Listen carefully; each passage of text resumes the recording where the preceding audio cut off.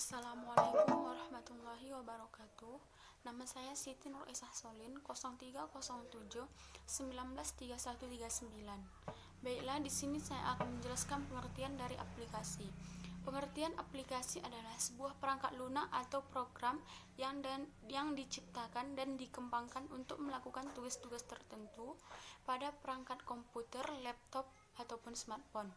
Pengertian aplikasi menurut para ahli. Yang pertama, menurut Sri Widianti, pengertian aplikasi adalah perangkat lunak yang dibuat sebagai font atau sebuah sistem yang dipakai untuk mengelola data sehingga menjadi suatu informasi yang berguna bagi pengguna. Yang kedua, menurut Rahmat Hanim, pengertian aplikasi adalah sebuah software yang dibuat untuk tujuan tertentu seperti mengelola dokumen, hiburan, dan lain sebagainya. Yang ketiga, menurut Hengki Pratama, adalah suatu perangkat lunak yang dibuat khusus untuk memenuhi kebutuhan sebagai aktivitas dan pekerjaan.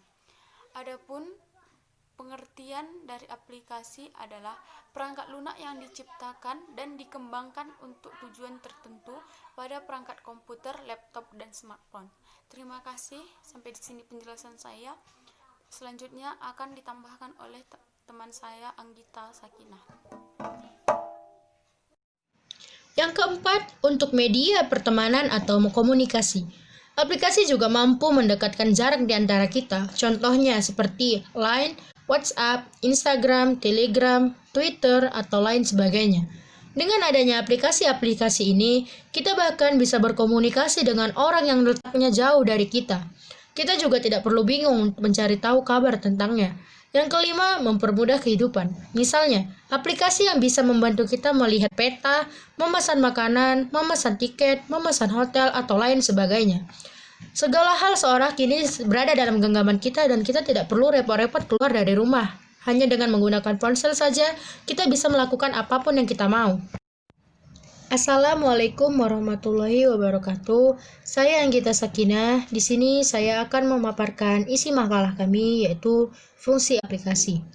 Aplikasi memiliki beberapa fungsi diantaranya sebagai berikut, yaitu 1. Untuk mempermudah pekerjaan. Yang kedua, sebagai media hiburan. Dengan kehadiran aplikasi sebagai media hiburan, kita tidak akan merasakan bosan dimanapun kita berada atau ketika kita sedang menunggu. Yang ketiga, untuk mendapatkan pembaharuan kabar.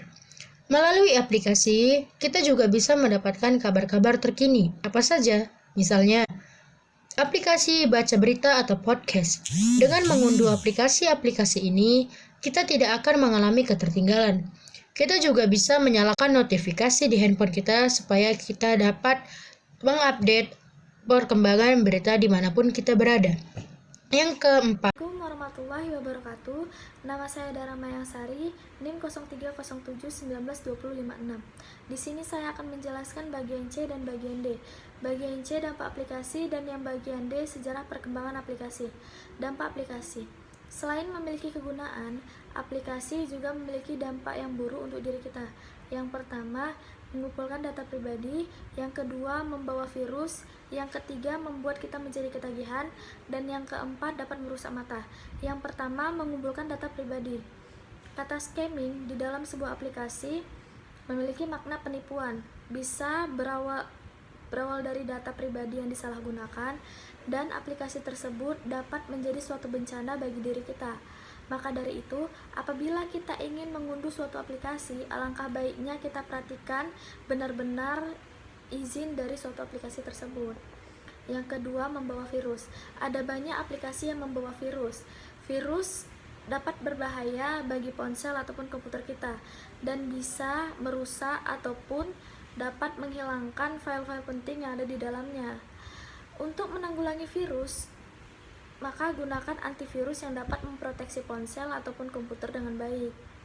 Yang ketiga, membuat kita menjadi ketagihan.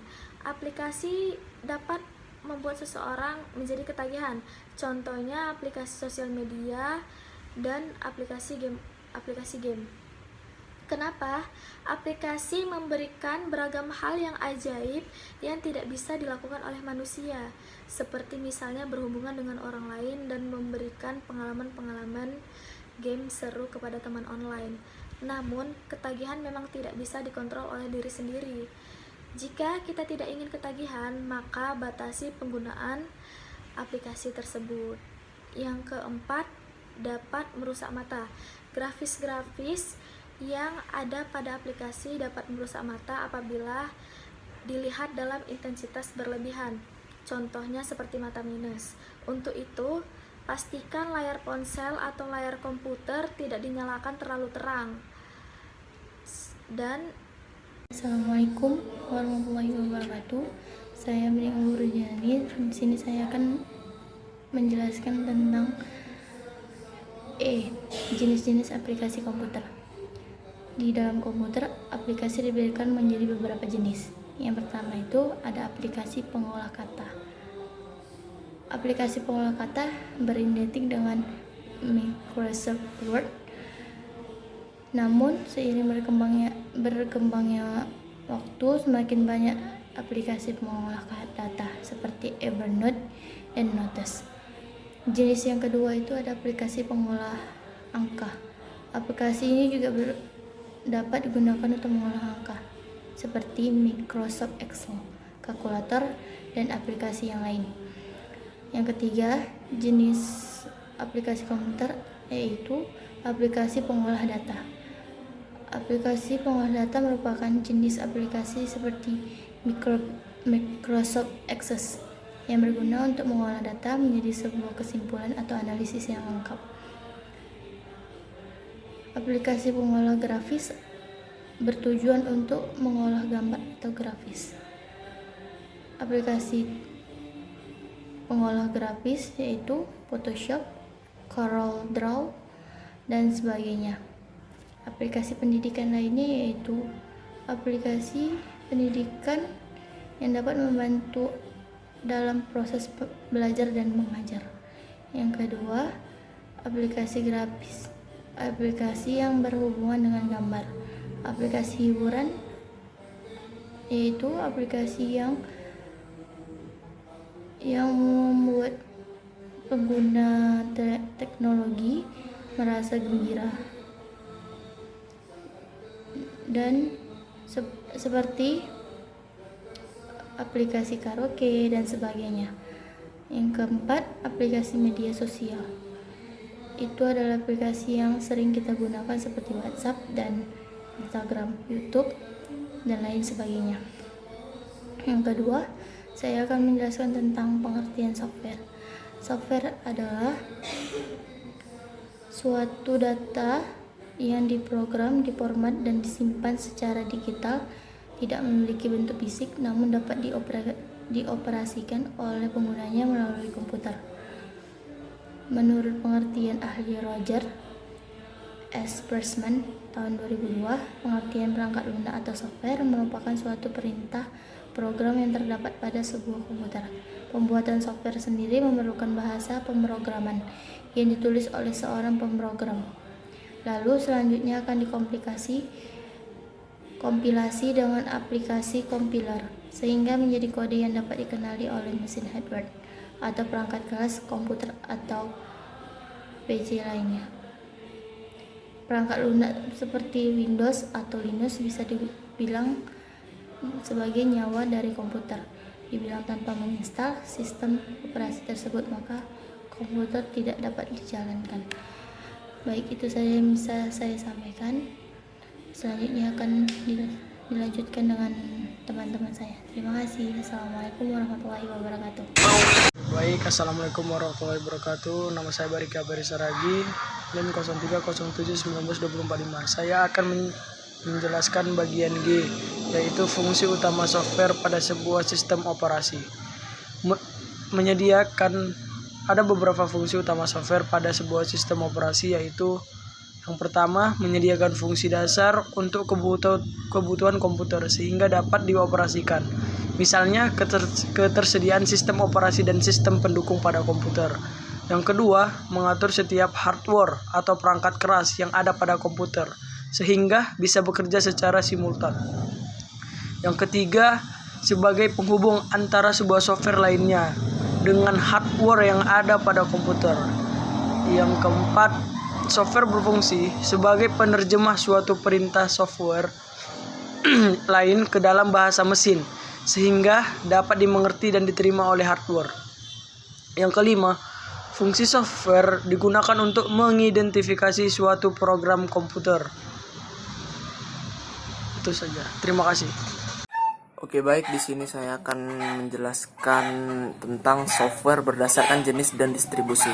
Jadi di sini terbagi menjadi dua, yaitu yang pertama software berdasarkan jenis. Ada beberapa jenis. Yang di situ dibagi tiga. Ada application software, operating system, dan programming language. Baru yang kedua software berdasarkan distribusi. Di situ ada terbagi 7, yaitu freeware, adware, spyware, open source, shareware, malware, dan firmware.